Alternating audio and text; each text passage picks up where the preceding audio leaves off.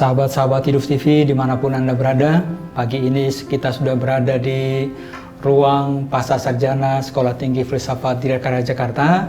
Kita akan berbincang-bincang dengan Pater Magnis yang pada bulan ini merayakan ulang tahun ke-88. Selamat ulang tahun nanti, Pater. Terima kasih. Apa makna pertambahan umur ini bagi Pater? Bagi saya itu sesuatu tidak saya pikirkan. Kenapa? Karena saya pokoknya sibuk dengan menyelesaikan segala macam pekerjaan, permintaan. Apa saya berumur 87 atau 88 itu terserah pada Tuhan. Artinya itu sesuatu yang biasa saja, Pater? Bagi saya itu biasa saja. Dan tidak perlu dirayakan? Ya. Biasanya kalau pas ulang tahun semacam itu, apakah ada ucapan selamat dari keluarga dari Jerman? Dari keluarga saya hanya punya 2 adik. Saya kira mereka akan kirim WA. Tetapi itu tentu sedikit dirayakan dalam komunitas Yesus. Saya di Kolese Hermanum, jadi biasanya makan malam bersama itu. Tapi kali ini akan dirayakan di sini. Agak sedikit istimewa ya? Di Triakara itu. Pater di usia yang sudah hampir mendekati 90 ini, Pater masih tetap beraktivitas, mengajar, juga memberi seminar, wawancara seperti ini. Bagaimana Pater menjaga stamina supaya tetap kuat, sehat, dan bahagia gitu, Pater? Ya, saya tentu secara teratur tidak mengajar lagi. Saya mengajar sedikit di matrikulasi, karena saya sudah terlalu tua, juga punya IDNK, izin dosen khusus sudah nggak ada sama sekali. Juga baik kalau yang tua-tua ngajar terus, kapan yang muda bisa mengajar. Itu, tapi ya saya masih banyak diminta ya menjadi pembicara dalam seminar atau seperti itu ya. Kalau orang merasa butuh ya saya penuhi. Saya juga masih mau menerbitkan 2-3 buku barangkali yang harus saya persiapkan. Bagi pekerjaannya tidak kurang. Artinya idealisme masih tinggi jauh di sana, Pak? Selama bisa ya bisa. Kalau sudah nggak bisa terima saja. Itu saya kira penting juga menerima bahwa kita menjadi tua. Apalagi di Indonesia itu menjadi tua itu menguntungkan. Kenapa? Karena di Indonesia orang besar hati dengan orang tua, mudah memaafkan, mengerti, membantu. Jadi enak menjadi orang tua di Indonesia itu ya. Bahagia juga ya, Pater ya? Ya, bahagia. Bagaimana Pater memaknai soal kebahagiaan yang tadi disebutkan itu? Selama berkarya di Indonesia, sudah lebih dari separuh hidup Pater ada di Indonesia. Ya, terus terang saja saya tidak pernah memikirkan kebahagiaan saya itu. Gak punya waktu itu, kapan itu akan saya pikirkan. Saya kira saya merasa bahagia, tapi ya saya pokoknya ada banyak sekali kerjaan, urusan di mana rupa-rupanya saya masih bisa memenuhi kebutuhan orang lain, dan itu tentu memuaskan juga ya. Itu saja, jadi saya tidak memikirkan apakah saya bahagia atau tidak. Yang jelas, tapi kan itu sesuatu yang dipikirkan oleh para filsuf juga soal kebahagiaan. Ya, tergantung. Kalau Aristoteles mengatakan kebahagiaan, tujuan manusia dalam menjadi bahagia, akan tetapi tidak bisa tercapai dengan mau menjadi bahagia, tetapi dengan mengembangkan roh dan dengan mengembangkan kesosialan, menjadi hubungan dengan orang lain. Bisa dari keluarga, bisa dari teman, bisa dalam pekerjaan, bisa dalam negara. Pokoknya saya rasa kita akan bahagia kalau bisa sedikit bikin bahagia orang lain, itulah. Jadi kebahagiaan itu di orang lain, bukan sendiri itu. Apa Pater selama menjadi seorang Yesuit juga merasa bahagia tidak, Pater? Ya, katakan saja saya tidak pernah merasa tidak bahagia. Jadi tubuh rupa-rupanya berarti ya bahagia. Bahagia ya. Tapi saya tidak punya waktu untuk memikirkan itu. Menjadi seorang Yesuit itu kan katanya nih, Pater ya, bisa menemukan Allah itu di segala bentuk karya.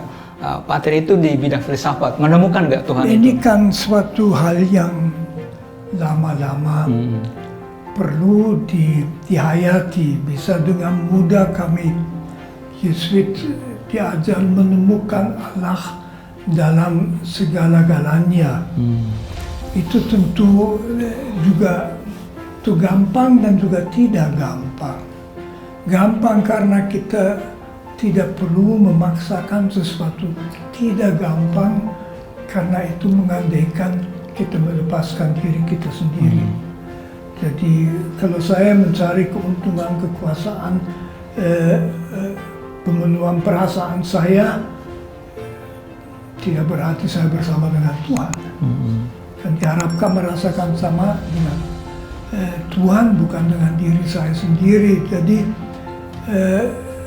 di lain pihak, saya kira seorang Yesuit, mungkin ini tidak hanya seorang Yesuit, akan merasakan bahwa dalam apa yang dia alami, termasuk dengan kesalahan, dengan dosa, itu Tuhan beserta dia, dan itu memberi suatu kebahagiaan juga. Pater masih menjalankan brevir ataupun juga misa tiap hari? Saya tentu selalu setiap hari misa, ikut misa komunitas. Secara teratur saya pimpin misa sendiri. Saya juga misa 1-2 kali sebulan dalam komunitas berbahasa Jerman dan sebagainya. Karena misa dalam arti tertentu adalah pusat setiap hari. Saya akan merasa miskin kalau tidak ada misa. Malah merasa kurang sesuatu ya. Kalau dalam latihan rohani apa yang Pater paling suka lah? Latihan rohani Yesus itu? Saya sudah tidak punya latihan rohani yang khusus. Saya mencoba untuk selalu mengikut sertakan Tuhan dalam apapun yang saya alami, yang saya kerjakan. Jadi menjadikan hidup sehari-hari suatu doa itu. Keseharian itu ya. Latihan rohani saya juga ada. Saya misalnya mendoakan brevir setiap hari, saya misa setiap hari, saya ada suatu doa pagi setiap hari, doa malam setiap hari. Di dalam doa-doa itu saya doakan banyak sekali orang dengan dekat pada saya, termasuk yang minta didoakan. Itu setiap hari, ya itu saja. Jadi fungsi atau peran sebagai imam tetap tapi ya? Tapi tidak berarti kalau saya tidak berdoa, saya merasa lepas dari Tuhan. Jadi tidak seperti perlu mengembalikan kontak. Dalam arti tertentu ya, saya percaya Tuhan selalu bersama saya. Masih ada hubungan dengan keluarga di Jerman, Pater? Saya masih ada 2 adik. Dengan 2 adik itu kami semua dekat dalam keluarga, tidak pernah ada masalah, dan saya gembira kadang-kadang bisa masih komunikasi dengan mereka, kirim foto dan sebagainya.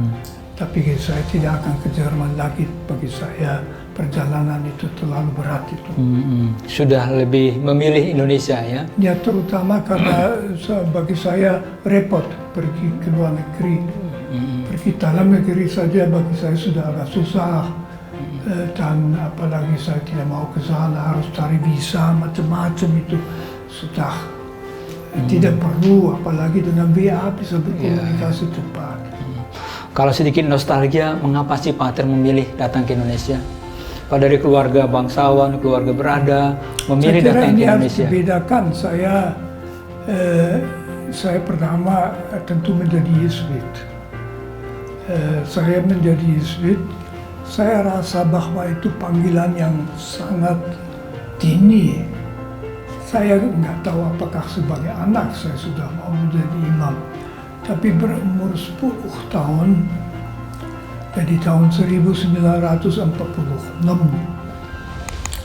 tahun yang saya ingat karena tidak pernah bisa makan cukup. Selama 3 tahun selalu merasa lapar itu. Sesudah perang itu makanan kurang ya. Saya masih ingat itu orang hanya bisa beli makanan dengan bon bulanan. Di Bonn itu orang bisa beli 3 biji telur per bulan. Per bulan. Tapi kebanyakan tidak ada telur di toko, yang 3 itu pun tidak oke. Nah, saya ditempatkan di umur 10 tahun di Kolese Jesuit St. Blasien Gymnasium Jerman itu sesudah sekolah dasar 4 tahun lalu 9 tahun. Saya di situ dan sepertinya dengan sendirinya mau menjadi Jesuit sejak saya di situ. Saya akhirnya masuk Serikat Yesus. Kalau ke Indonesia itu lain, saya sudah 5 tahun menjadi frater Yesuit, 2 tahun novisiat, 3 tahun filsafat. Yesuit Jerman Selatan, di mana saya masuk ordo Yesuit, itu mempunyai misi di Indonesia oleh pimpinan Yesuit di Roma, diminta mengirim misionaris ke Indonesia menggantikan misionaris Belanda, karena Belanda tidak dapat visa lagi karena masalah politik, masalah Irian Barat itu. Misionaris Belanda lalu pergi ke Libanon. Dan saya sebetulnya tidak merasa terpanggil untuk meninggalkan Jerman, tetapi ada yang mendorong saya untuk akhirnya melamar tugas pergi ke Indonesia. Sudah ada beberapa frater Jerman di Indonesia dan mereka sangat semangat, tetapi mereka menceritakan sesuatu yang rupa-rupanya di gereja di sini cukup menjadi perhatian. Mereka takut Indonesia menjadi komunis. Iya, betul. Di waktu PKI begitu kuat. Nah, saya di Jerman waktu itu, di samping studi filsafat, ikut suatu kelompok yang secara intensif studi Marxisme, Leninisme. Saya belajar bahasa Rusia. Itu kami Yesuit punya prinsip harus tahu bagaimana musuh berpikir. Musuh terbesar gereja Katolik adalah komunisme. Karena itu selalu ada Yesuit yang mempelajari teori komunisme secara mendalam. Dan di Eropa ada beberapa ahli, misalnya Wetter, yang betul-betul ahli mengenai itu. Nah, saya pikir itu di Jerman tidak perlu tambah satu ahli lagi saya.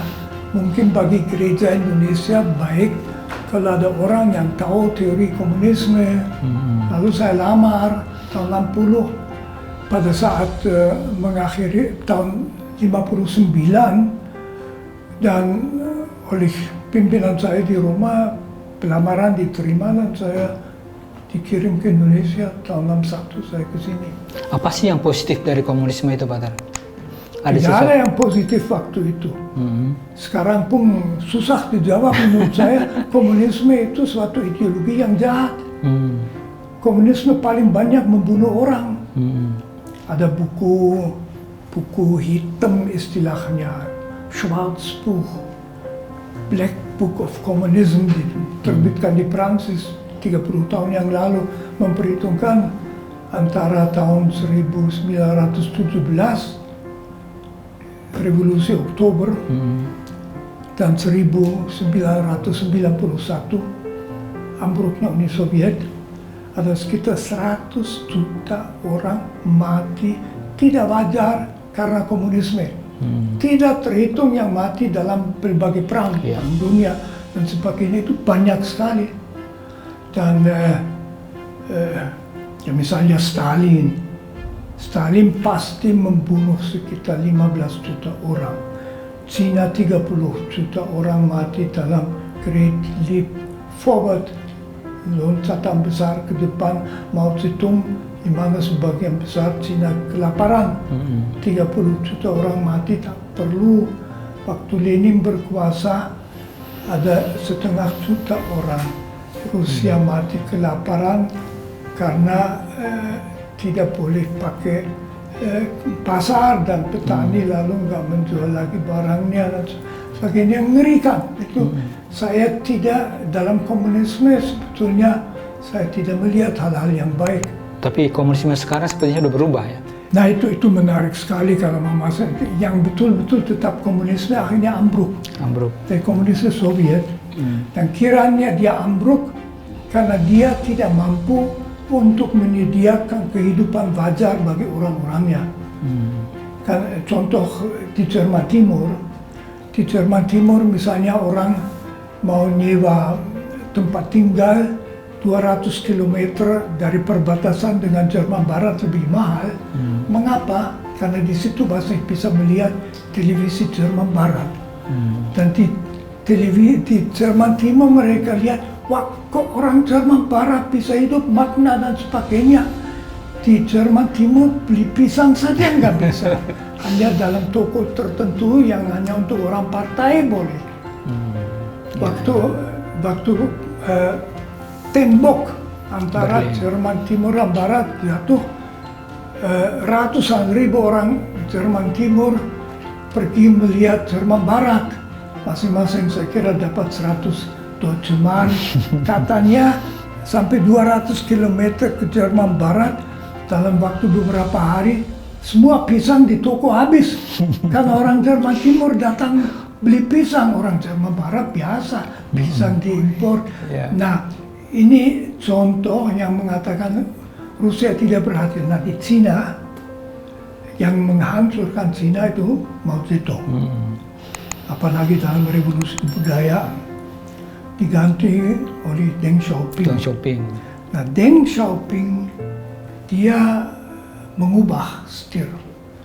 Dia tidak menghapus kekuasaan partai komunis. Dia tetap memegang itu, tetapi dia sadar komunisme hanya bisa kuat kalau orang Cina biasa bisa makan cukup, bisa merasa aman, bisa merasa tentram, punya maka itu pribadi. Lalu dia buka ekonomi pasar dan sebagainya. Itu berjalan sampai sekarang.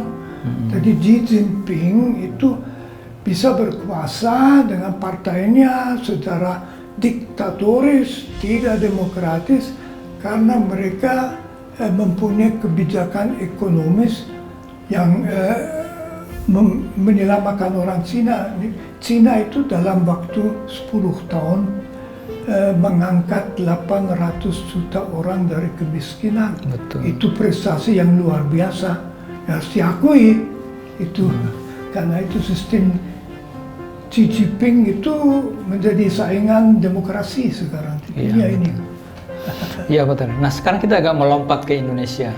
Pater masih terus menyuarakan soal ketidakadilan, pelanggaran HAM, dan segala macam. Apa sebetulnya yang mendorong Pater terus bersuara? Bahkan kemarin, hari Kamis lalu juga tampil juga ikut bersama dengan kemisan di depan Istana Merdeka. Apa sebetulnya yang menjadi perhatian Pater itu sebetulnya?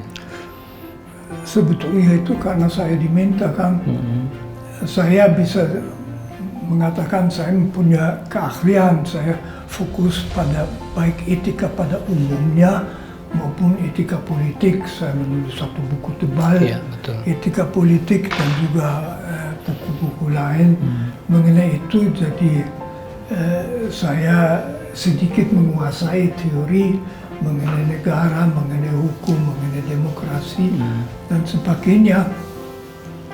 Tetapi kalau saya omong itu selalu atas permintaan orang. Misalnya di Mahkamah Konstitusi, ya saya diminta sebagai tenaga ahli, kelompoknya Ganjar Mahfud menjadi salah satu, saya kira, dari 12 orang yang dibawa pada hari itu ke Mahkamah Konstitusi. Dan saya diminta untuk menjawab beberapa pertanyaan tentang etika. Saya kan tidak bicara mengenai Jokowi atau apapun. Saya mengatakan, menjelaskan apa itu etika, dan mengatakan kalau hal-hal seperti ini terjadi tidak etis. Itu apakah terjadi bukan urusan saya. Ini sebagai menit, saya dapat 12 menit. Ini sebagai ilmuwan saja ya, Pater ya? Ya itu, jadi saya anggap itu kewajiban. Kalau orang minta bantuan saya bisa memberikan. Buat apa saya jadi ahli di situ kalau lalu menolak, takut nanti dapat nama apa. Kalau saya tidak peduli, terus terang saja saya akan mengatakan yang saya pikirkan. Dari sisi pandangan Pak Atir sendiri, seperti apa sebetulnya gerakan reformasi sehingga kita dalam kondisi seperti ini saat ini? Ya, saya kira kita harus melihat dua hal. Yang pertama, reformasi tentu suatu sukses besar. Waktu itu orang mengatakan Indonesia jangan-jangan pecah seperti Yugoslavia dan Uni Soviet. Ya. Dua negara itu belum tentram 30 tahun kemudian. Sekarang pun belum tentram, masih ada perang-perangan kecil. Ngeri itu.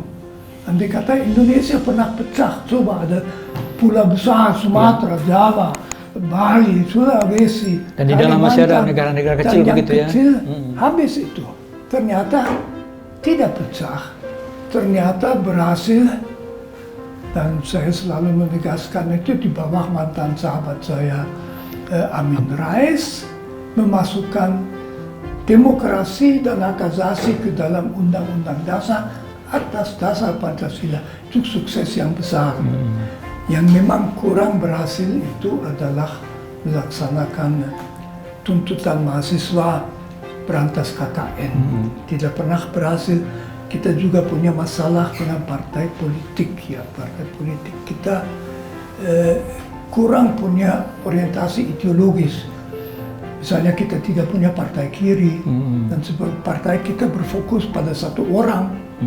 Itu tidak terlarang, tapi berarti dari sudut program tidak ada apa-apa. Jadi mudah sekali lalu lebih mewakili kepentingan partainya, diri sendiri. Apalagi dengan begitu mahal menjadi wakil rakyat. Itu saya heran. Katanya 5 miliar, saya dengar 5 miliar sampai 10 miliar satu orang. DPR kita berapa orang? Lebih dari 600 kalau saya tidak salah. Masing-masing 5 miliar. Bayangkan. Itu yang paling kecil, Pak Atir. Itu paling kecil. Paling kecil ya. Saya pernah tanya sama seorang wakil rakyat Jerman yang berkunjung ke Indonesia.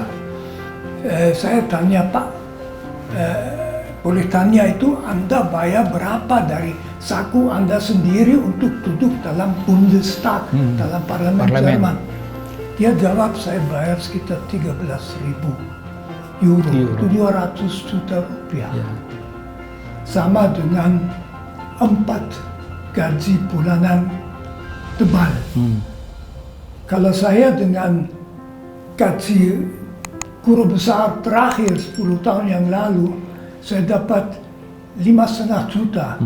Berapa bulan saya tidak boleh bayang kalau saya mau menjadi wakil rakyat itu yang di DPR RI, ya, belum yang masalah. di DPRD. Nah, ini masalah sebetulnya dengan demokrasi sangat kita serius ya. Terlalu itu yang disebut oligarki, lalu kepentingan modal. Tentu kalau begitu banyak uang, termasuk tidak berarti bahwa mereka semua orang korup, tidak. Tapi berarti bahwa fokus mereka pada uang itu tinggi. Kalau melihat situasi seperti itu, kedepannya seperti apa menurut Pak Atir? Kalau situasinya seperti ini sekarang, lalu apa yang Pak Atir bayangkan ke depan? Nah, ini saya tidak tahu. Sekarang kita akan menunggu dulu Pak Prabowo menjadi presiden. Sudah kita terima saja Pak Prabowo menjadi presiden. Kita tagih dari beliau.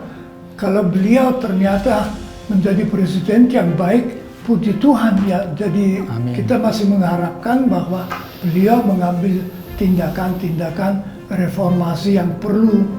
Itu sebelum beliau mulai sulit mengatakan harus begini, harus begitu. Yang menurut saya memang perlu diberi perhatian. Kan Indonesia sebetulnya masih juga merupakan sukses. Jadi di bawah Jokowi,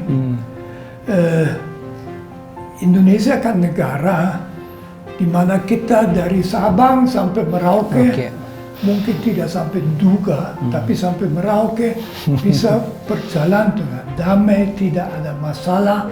Jalan-jalan di Jakarta malam hari lebih aman daripada di Frankfurt atau di London. Oh, malah begitu ya? Saya kira jadi Indonesia itu negara yang teratur.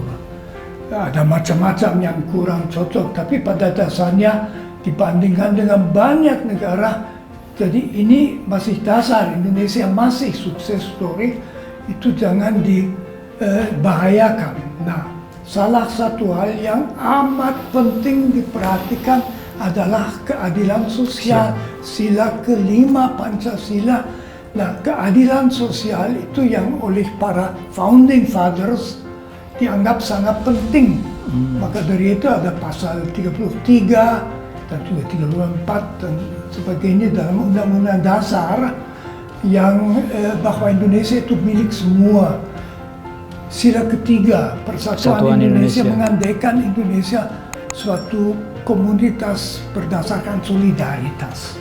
Solidaritas berarti kita hanya maju kalau semua maju. Senasib sepenanggungan. Nah, ini harus menjadi nyata. Selama orang sekarang 50% bangsa belum betul-betul sejahtera. Iya. Malah 9% masih miskin. Kalau mereka merasa bahwa di dalam sebutkan saja demokrasi reformasi, anak-anak mereka punya harapan masa depan lebih baik, saya tidak khawatir radikalisme dan sebagainya. Itu akan tetap menjadi gejala sampingan.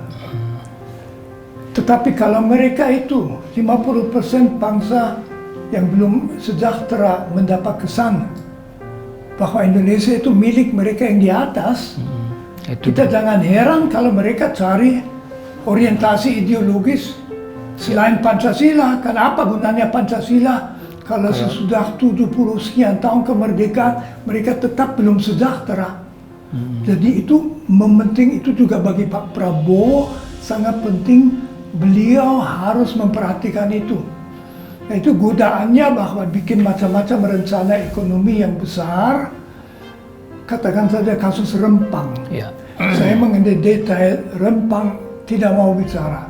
Kalau memang perlu memindahkan 10.000 orang dengan suatu proyek besar, bisa dibenarkan asal mereka betul-betul mendapat ganti rugi dalam semua dimensi. Jadi jangan mereka dikorban, jangan bilang apa itu 10.000 orang yang malah sederhana, apalagi dengan alasan tidak punya surat dan sebagainya. Masa penduduk asli diminta surat, itu tidak masuk. Nah, tapi ini harus diperhatikan. Jadi kasus seperti Rempang jangan sampai terjadi. Lagi. Tentu saja penggusuran kadang-kadang perlu kalau kita mau normalisasi sungai. Sungai misalnya ya. Ya orang-orang yang tinggal di pinggir sungai harus digusur. Apalagi dan betul mereka tidak punya hak, ya itu orang miskin. Di Undang-Undang Dasar ditulis setiap orang berhak hak asasi atas tempat tinggal. Tidak dikatakan atas tempat tinggal yang tanahnya dia miliki. Jadi kalau perlu ya mereka memang digusur, tapi harus diganti sehingga mereka merasa untung kami digusur. Itulah, jangan dikira gusur 10.000 orang apa itu dibandingkan 10 juta orang Indonesia yang beruntung dari normalisasi ini. Ini jangan. Ya.